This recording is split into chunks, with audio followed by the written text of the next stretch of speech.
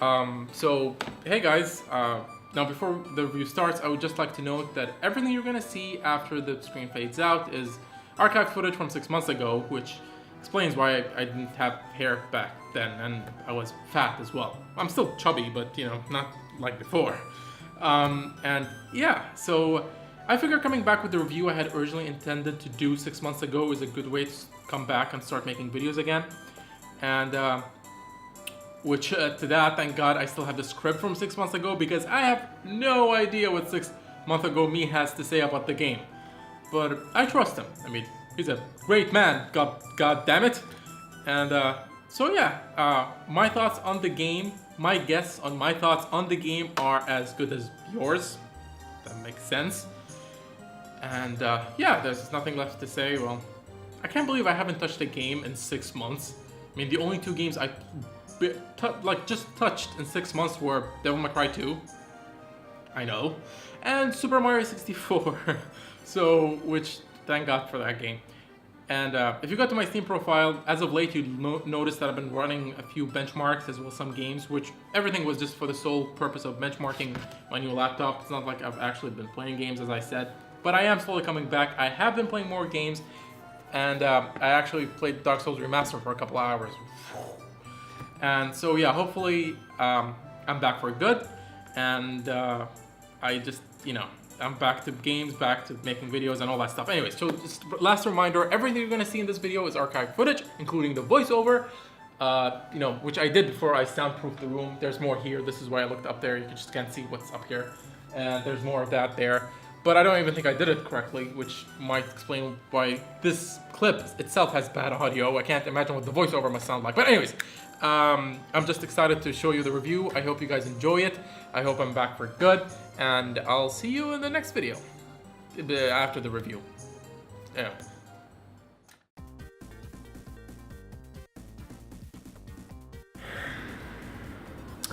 Well, if you recall,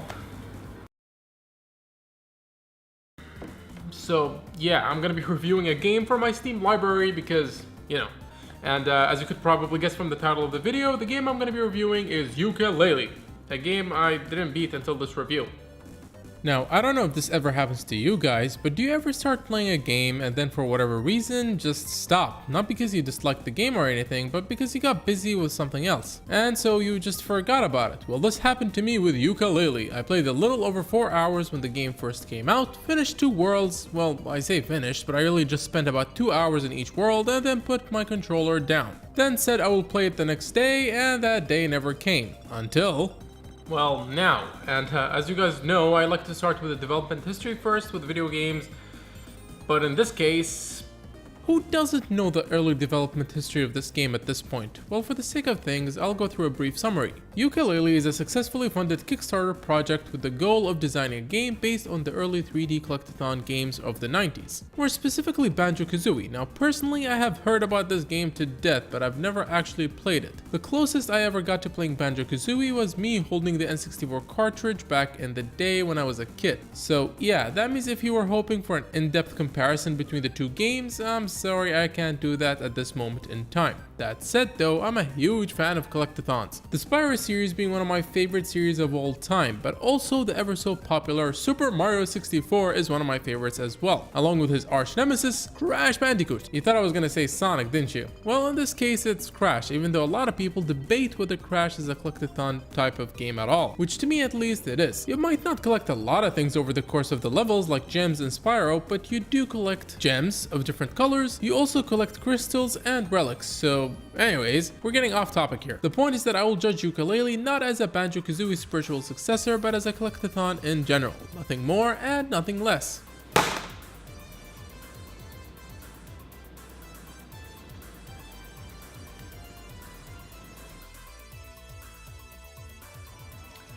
Oh yeah, Super Mario Odyssey. This is gonna be a rough one for Yooka-Laylee. Of course, Nintendo being Nintendo, whenever I reference Super Mario Odyssey in this video, I'll be showing the box and not any of the in-game footage. Thanks, Nintendo! Now as you can see here, this is my previous save file, the one that I made when I first played the game, but for the sake of this review, I'm going to be starting from scratch. Now while the game loads, I would like to just inform you guys of my settings because I'm playing the PC version, and as usual, the PC version has additional options that a console does not get. So for this review, I am capturing the game at 1080p in 60 FPS, with all the settings maxed out, though I would still have liked to have an anti-aliasing option available. I mean, the game looks nice and all, but I can still see, you know, that. Short speech? Why would anyone want that?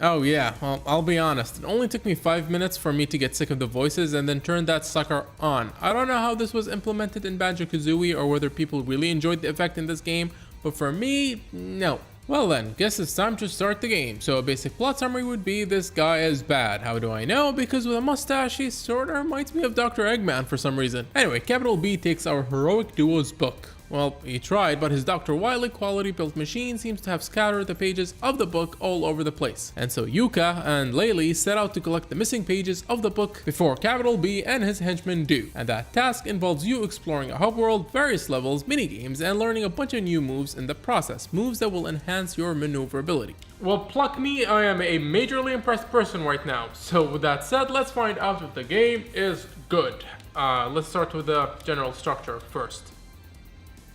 Does that rhyme? Anyways. The basic structure of this game should be familiar to anyone that has played a game in this genre before. You have your hub world, which is not only your main station for accessing the different worlds in this game, but it's also kind of a mini level in and of itself. In it you can gain various abilities and even hidden pages. But my favorite part has got to be unlocking the different shortcuts. This place feels so big when you first play the game, but after you unlock all the shortcuts and spend a little bit of time in it, this place becomes like your very own little hideout. Now before continuing to the first level, can I just say that Yooka and Laylee win the award for being the most adorable collectathon duo? If I had any money, I would honestly buy Yooka-Laylee merch instead of another game. I would get a Yooka-Laylee pillow, shirt, posters, mugs, and... back to the game. Upon exploring the early parts of the hub world and learning some basic moves like jumping, attacking, and the like, which are all good except for one little thing we will discuss later, you get to the first world in the game, Tribal Tropics, and the first thing you should notice is how dead this game feels. Now I realize it's odd for me to say that in the way I have, but I say it in that way because I don't really have a problem with the fact that Yooka-Laylee is pretty much an N64 game in feel but has the graphics of a modern game. However, what that creates is a slight feeling of emptiness. At least to me, because everything in this world looks static, like the wind doesn't pass by here. Look at the trees, and leaves, and various objects, they're all just sort of there. There isn't enough detail to make them feel alive, and that's what I mean by this is a game with modern graphics, but has the same feel as an N64 game. I don't really mind this, especially since no one really brought this point up. I'm just saying that this kind of design worked well for the N64 games of old because of how low poly they were. But anyways, one thing that helps lessen this and allows the world to come to life are the various characters you will meet throughout your adventure. From a skeleton explorer to a cloud to a low polygonal character named Rextro, and as well as a shovel knight is here? Yep, he is in this game. Aside from the humor, which I enjoyed but can't really recall any of it at this moment, the various characters will ask tasks of you that if you complete will award you with pages. Now that's one form of acquiring pages, other forms include participating in challenges, though my favorite ones has to be by far the pages that you simply find in the world through exploration, and then might need to do some basic platforming to get. And that's sound. You know the one, that sound that plays when you get a Pagey is almost as good as the one in Super Mario 64 when you get a Power Star. Hell, in most of my captured footage, whenever I would get a Pagey, you can see me dancing along with the track that plays. Aside from collecting pages in the worlds, you can also collect various other things, which include quills, which can be used to buy upgrades from Trouser, as well as hearts to upgrade your health. A power meter extender, which would well increase your power meter, a Rextro coin, and Molly Cooley, which would allow you to transform into an entity in each world. Let's start with the power meter, which is arguably one of my biggest issues with this game. Yooka-Laylee is actually a fairly large game. It gets even bigger when you realize that you can expand, and having a power meter that's tied to the rolling ability just kills the joy of exploration for me. Because let's try to apply that to another game. What if Spyro's charge had a meter? I mean, can you imagine playing Spyro and after charging for some 20 odd seconds and having to wait a painful amount of time for the meter to recharge before you can use the charge again, I mean, no thanks. The meter practically serves no purpose other than to arbitrarily and inefficiently introduce an element that's supposed to make a task more difficult, but instead ends up wasting my time. Now I know what some of you will say, that one thing it does is stop the flying mechanic from being too broken. But does it really do that? Because even with the meter, the flying is still broken as all hell, and it makes a lot, if not most of the pages in the earlier parts of the game be a complete joke, which is something I actually like about the game. I'm just saying that the meter breaks any sort of flow I may have had while playing the game. One of my favorite things to do in a game like this is to run around as fast as I can, seeing what I missed, what I didn't do yet, and what I need to do now. And the meter just breaks that for me.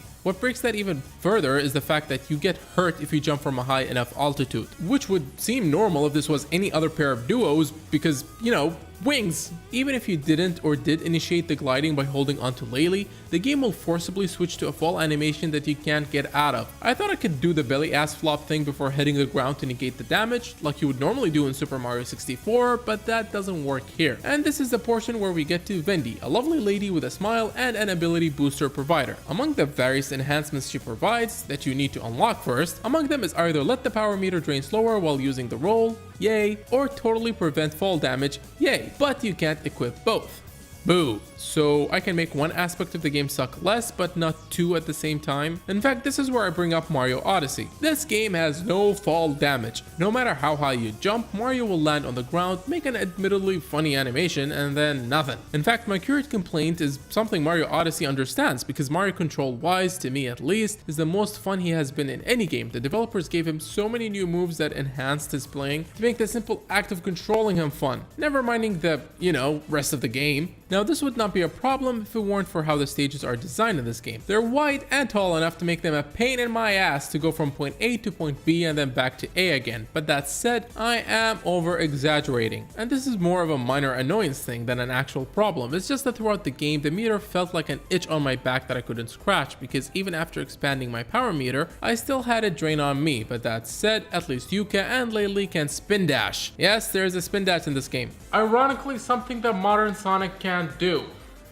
Anyway, as I mentioned earlier, you can expand the worlds in this game, which I heard game journalists point to them being confusing after being expanded. Something that I did not get at all. During my whole playthrough of this game, I never once got lost or wondered what actually got expanded. Personally, I found the areas in this game to be pretty straightforward in terms of pages to collect. Now that said, I do realize that I've been playing games like this for most of my life, which means that I'm in a position different from the average player. And to further add to that, I had zero problems in my platforming endeavors, and zero problems with the camera too. But do note that I played the game after the patch. That said though, even I found Capital Casino to be a little confusing when it came to collecting some pages. But other than that, I really have no complaints when it comes to the world design and getting by in this game. The one personal criticism I have is that I personally would rather have had 5 more worlds in this game for a total of 10 instead of having 5 worlds that you can expand. Not really something I would lose sleep over, but in games like this, I really enjoy a large collection of differently themed stages. Yooka-Laylee has 5 stages. Expand the Green Foresty one and you get more of the same, while games like Spyro 2 kept throwing a large number of diversely themed stages as you played, and I prefer that approach. That said, Yooka-Laylee is a $2-some-odd million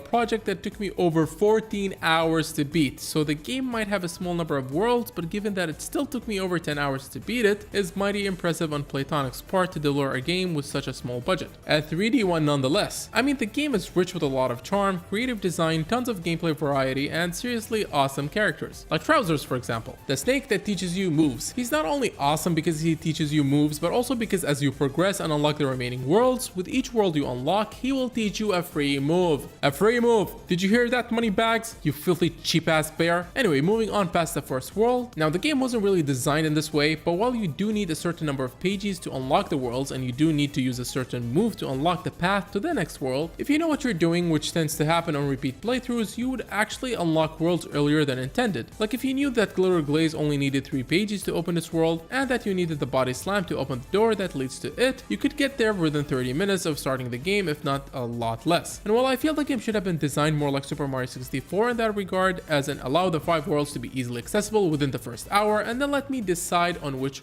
worlds to do first, instead for the most part forcing me down a linear path with the stages. Now again, this can be remedied with repeat playthroughs, but variety right from the start is the spice of life, or some shit like that. That said, if you recall, I had an original save file from when the game first came out, and having already spent 4 hours hours on this game before the review, I actually had a lot more fun doing this new playthrough than my old one. To me at least, I always have a slightly rough first go with a game like this. The real fun comes in repeat playthroughs, when you're familiar with the levels and their layout, and you try to see how fast and well you can beat the different challenges in the game. At least that's why I played Super Mario 64 1,856,454 times. But again, with that stated, I did say that the game wasn't designed for this type of play, where you would unlock things too fast, and the biggest proof of that are, as you can see, the quizzes, which literally everybody complained about. And I get why, but I actually really enjoyed them. It's fun to see what I could remember about the worlds. I mean, they do have a lot of charm, and I really can't find anything in this game that's not memorable. Sure, I'd make a mistake here and there, but for the most part, the quiz sections, of which there are 3, not including the pages in the snow level, my only complaint regarding the quizzes is that the game doesn't track everything you do.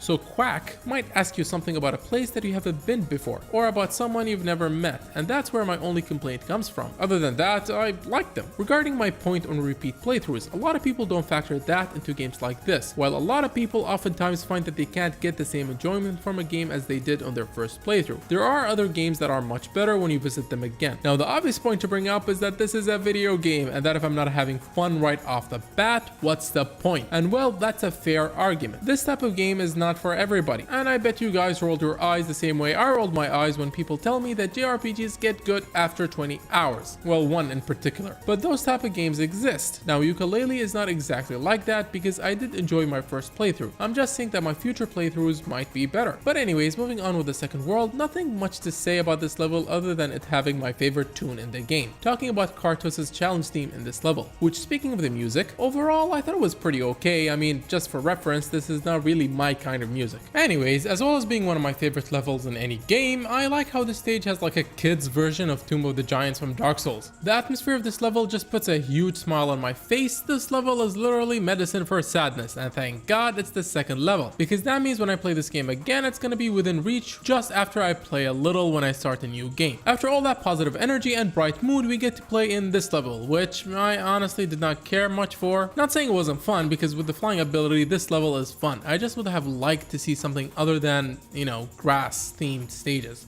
or swamp. Though that said, this level is the one that made me really think about those transformations that we get, and how it's a shame that they are limited to a single stage and how they don't become part of your roster of moves. Sort of like Shantae, if any of you guys played that game. It's not a big loss, just something that could have opened a door to a lot of cool possibilities. I mean, the piranha transformation is seriously creepy.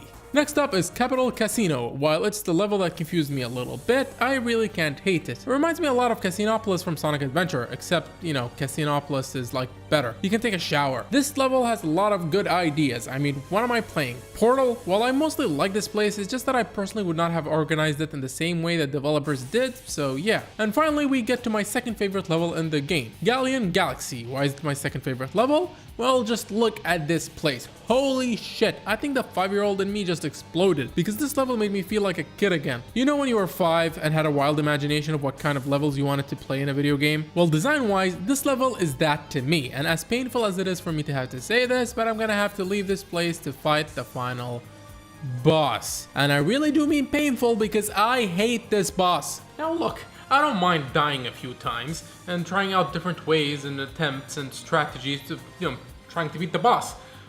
But when shit like this happens, I mean, look at that. I was not in control. They moved there after I hit capital B and they killed themselves. And that really put a dent on my mood and performance, where I just wanted to beat the boss and be done with the game. And that on edge mood put me on, well, edge. And I kept dying and dying, and took me way longer than it should to beat this piece of shit. And seriously, how many phases does this guy have? Who does he think he is? Sigma? Yes, I beat him after I took a Xanax. And I don't really feel like judging the final boss or going into detail because of my experience with him.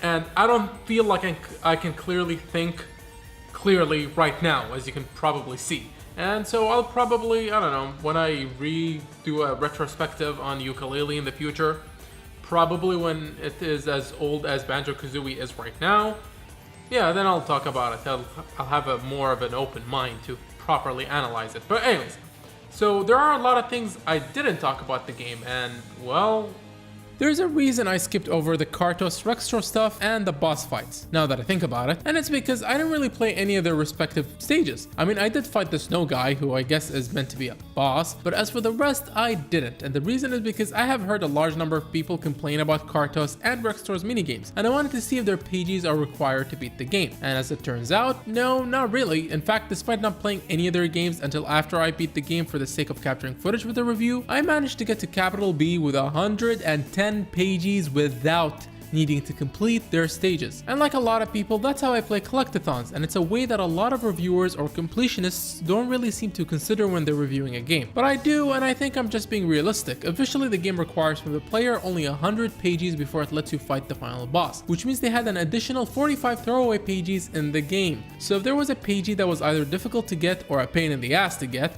or plain sucked to get, you could skip it. Something that to me is a huge positive, and as I always say, once a player decides to go for 100%, the game has the right to throw whatever it wants at the player. This is doubly so for a game in this genre because by their design, games like this try to offer as many minigames as they can to the player, and I personally think it's unrealistic to expect them all to be good or be ones that you enjoy. That's like going to a theme park and getting mad if you don't enjoy all the rides, but that's to be expected. There are going to be a few rides that you won't be interested in, and that's not a negative because, as I mentioned, Yooka-Laylee allows you to skip 45 of those rides. That's almost half the required number to actually get to the final boss, and that's what I did, and that might be why I enjoyed the game more than most. Well, actually, even bad minigames can be pretty damn hilarious after a few drinks with the right group of friends. Ghosts and Goblins is broken as all hell, and that game is one of the funniest games I have ever played. Another example of this is how much people complained about the boss of the first level, a boss that I did not face until after I beat the game, for the sake of capturing footage. If you did what I did and came after you got the flying ability, then this boss is a complete joke, and that's the beauty of games like this. Sometimes you need to think outside the box, or, just ignore a task that's a pain in the ass. Like I did. Actually, that goes both ways, being able to break a mission with an advanced ability and being to get a pagey at a time when you're not supposed to, like I did here. I did not have the lizard leap move required to get this pagey, but where there's a will, there's a way, baby. Now, even though I really don't have a problem with either Kartos or Rextor's games, and in terms of that, despite my mostly criticizing tone, Yooka-Laylee hits a lot of the right stuff. It just doesn't excel at them, and there's nothing wrong with that. It just makes it hard to talk up the game when nothing about it really stands out. Yooka-Laylee as of this moment is a good game. I mean, I liked it enough, and the strength of video games in this genre is that they get better the more you play them and the more time that passes and the more familiar you become with them. So while I just liked it now, if you ask me in 5 years what I really think of it, then I honestly might just say in 5 years that it's one of my favorite games. So yeah, with that being said, for those of you who are watching, wherever you may be in this world, thank you guys for watching, and stay alive until the next video. Whatever the hell that's gonna be.